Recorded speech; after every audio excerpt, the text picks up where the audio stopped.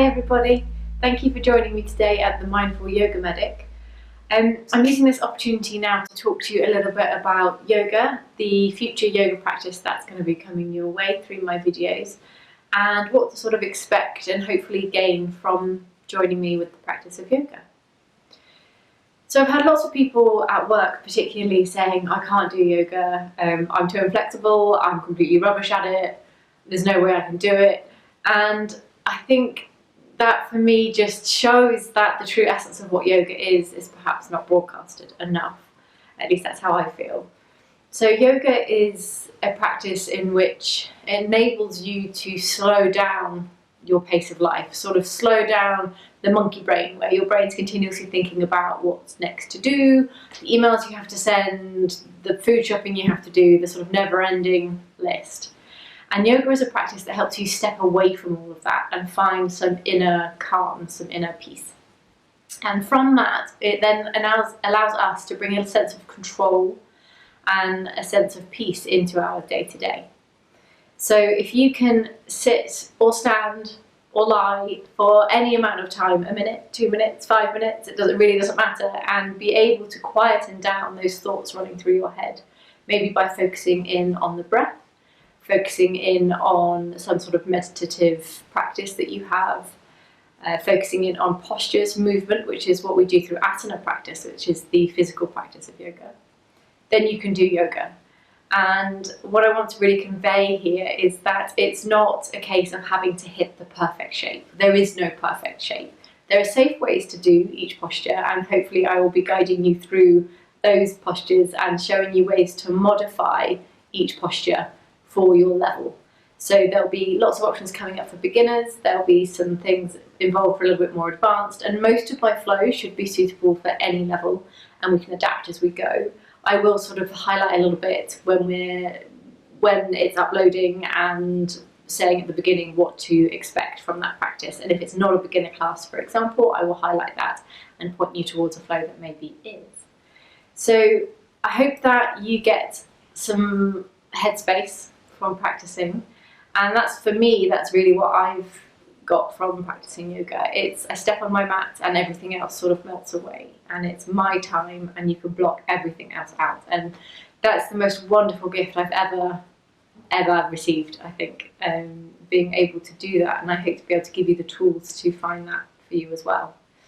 So if you want to really sort of indulge in this self-care, which is what I see yoga practice as, it's not sort of an exercise that I have to do, it's something that helps you to look after yourself.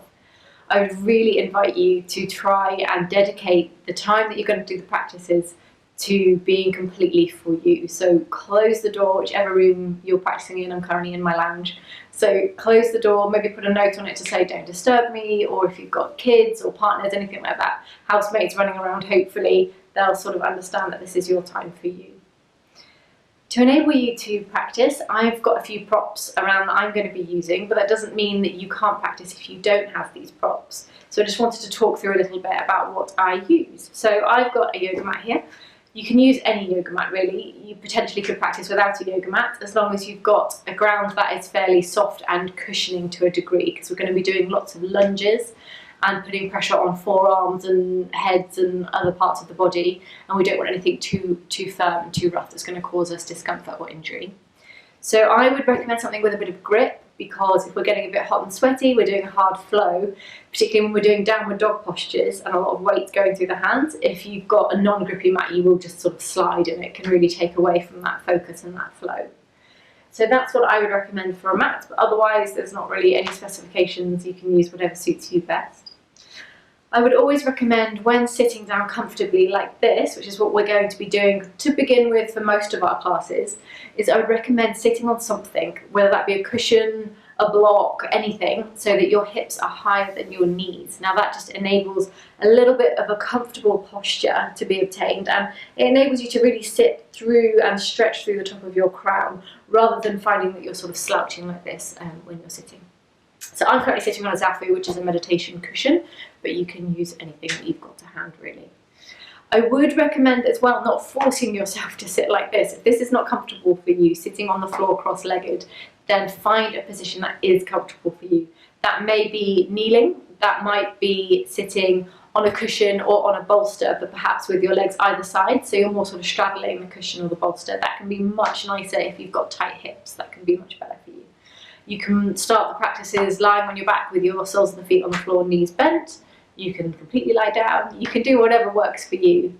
So do whatever feels comfortable, and don't always just do what I'm telling you because you feel like you should. You need to listen to your body and do what is right for your body. On the same sort of vein as that, I would say that if something that I'm instructing you to do does not feel good in your body, then please do not do it.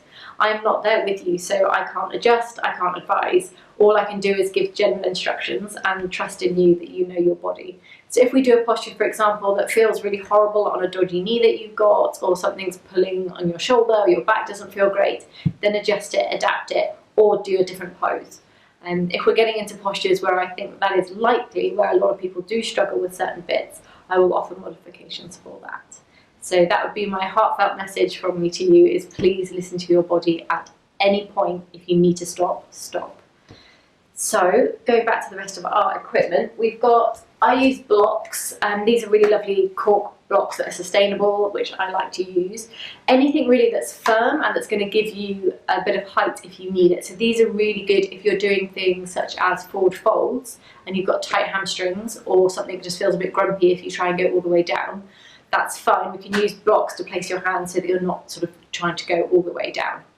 As I said, I use these ones which are cork, but you can use anything. You could use jars, stacks of books, anything you want, as long as it's nothing compressible. If you put weight on it, it's going to collapse, and you want something pretty solid that's not going to cause you to fall over. I also use sometimes an iPod, which is more of a luxurious indulgence that I like to do. So at the end of a practice, when we're in Shavasana, which is our resting pose, where we really let the body take in the practice that we've just done, it's really nice just to place gently over the eyes to block out the light. It makes it a much more relaxing environment, I find. I also use them a lot for Yoga Nidra, which is a guided meditation practice, which I'm going to be doing with you as well. So that can be a really lovely tool for that, and restorative yoga, which we will also touch on. And then I use a bolster. I've got this is an organic cotton buckwheat filled sustainable one, which you can get online. There's lots of different suppliers online, none of which I'm affiliated with, so I won't mention any names. But this is really lovely. Again, when we're doing restorative practice in particular, a restorative practice is where we lie in a posture, or we sit in a posture, and our body's completely supported by props. We can do a little bit with restorative practice with cushions and things, but it is really nice to have these props if you want to invest. This would be something really worth doing. Restorative practice is it's very much more getting into the parasympathetic nervous system, so much more about slowing down, relaxing, feeling comforted and safe, rather than a dynamic flow where we're flowing through sequences. So that's a bolster. And one more thing that I use quite regularly is a strap, if I can reach it here. So this here it's just a strap with a buckle on it that enables you to loop the end of your strap through the buckle and sort of double back on yourself. Belts are really useful for things, certain postures where we can adjust using a belt. So if you don't have a teacher with you, you can use the belt to adjust yourself. They're also really lovely if we're doing deep stretch exercises where you might not have the length of your hamstring, let's say, for example, and this belt can give us extra length, so it kind of lengthens your arms and enables you to get into that posture. So these are really good, but you don't need to get a yoga belt. You could use a dressing gown tie, is what I used for a long time before I got one of these. So anything really that's strong, that's not going to break, and that you can grip and gives you a bit of that extra length. So that's the equipment that I use, as well as those things you might want to have a blanket, because things like restorative practice and Nidra, you're going to be still for quite a long time, and it's nice to sort of get snuggly and not get too cold. They're more meditative practices rather than the dynamic vinyasa or hatha, which is probably what people are more familiar with. We will cover a whole breadth of yoga types here, and I really hope that you find something in each one that you find helpful and that you enjoy. It may be that some of them you really don't get on with, and that's also fine. Maybe you find that my style's not for you, and likewise, that is completely understandable. Everybody finds those teachers that they click with and those that they don't. What I would really encourage you to do is, if you don't like my style, go out there, look for another, because there is so much available online, particularly now since we're all self-isolating and social distancing. There is so much available, and yoga is something that I think if you let yourself grow to love it, you will find so much benefit from it. At least I did, and it's my passion, so I'm really pleased to be able to share that with you today, and hopefully going on from here. So stay safe, everyone. I hope to see you back on the mat very soon, and take care of yourself.